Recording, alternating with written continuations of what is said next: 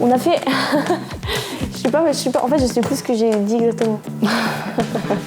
Bonjour, je m'appelle Lina, j'ai 20 ans et je suis dans ma deuxième année de formation à Calabash. Et cette année, donc, j'ai la chance d'être dans 2 classes, d'être en double cursus, à la fois dans la classe EAT et à la fois dans le JBC1 en formation à la scène du coup. Je suis chargée de vous parler donc, de la classe EAT. On est donc 13 étudiants et le centre forme à l'EAT jazz et contemporain et dans les 13 étudiants, on est tous mélangés. Donc on suit les mêmes cours, on suit la même formation. Il y a juste quand on travaille pour les variations imposées où on est en cours respectifs, mais autrement on est toute la semaine tous ensemble. On a une super entente entre nous, il n'y a pas du tout d'esprit de compétition, contrairement à ce qu'on pourrait penser, même si on est tous là pour le même examen. Dès qu'on peut s'entraider, on s'entraide.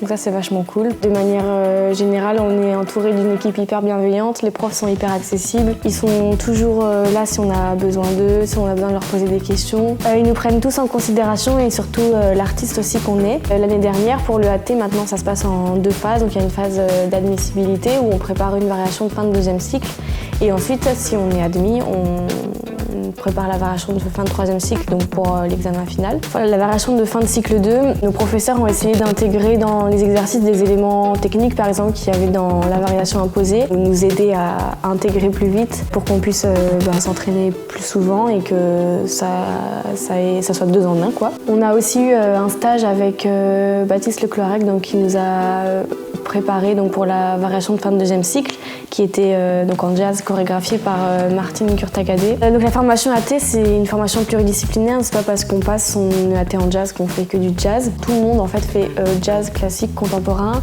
On a aussi des ateliers, des cours de floor work et on a aussi des cours de répertoire. En plus cette année on travaille une pièce de Patricia Greenwood-Caragosian et on l'adore tous parce qu'elle est super fun. Je trouve que c'est un élément important dans la semaine parce que ça nous fait vraiment sortir du travail qu'on a où on est tout le temps sur la technique pour travailler le l'EAT, c'est toujours tout pour l'EAT, pour l'EAT. Le fait de travailler une pièce qui est en plus hyper joyeuse et où c'est tout au long comme un jeu, moi je le vois comme ça, et ça nous sort vraiment de tout ce qui est hyper carré, de tous nos cours techniques qu'on a tout au long de la semaine. Concernant le vrai examen donc on va passer pour l'EAT fin avril, on travaille donc une nouvelle variation imposée qui est donc une variation de fin de 3e cycle de conservatoire. On a aussi une variation libre à composer. Là pour l'instant on a surtout travaillé sur notre musique, donc on a choisi notre musique et justifié notre choix de musique. On a aussi travaillé sur tout ce qui est le chemin dans l'espace, différents éléments qu'on entendait dans la musique, comment ils pouvaient nous amener à nous déplacer différemment et à quels endroits, de quelle manière, si on voulait faire du surplace, si on voulait faire une grande traversée, si on voulait faire un manège. On a fait un dossier pour nous préparer à l'entretien.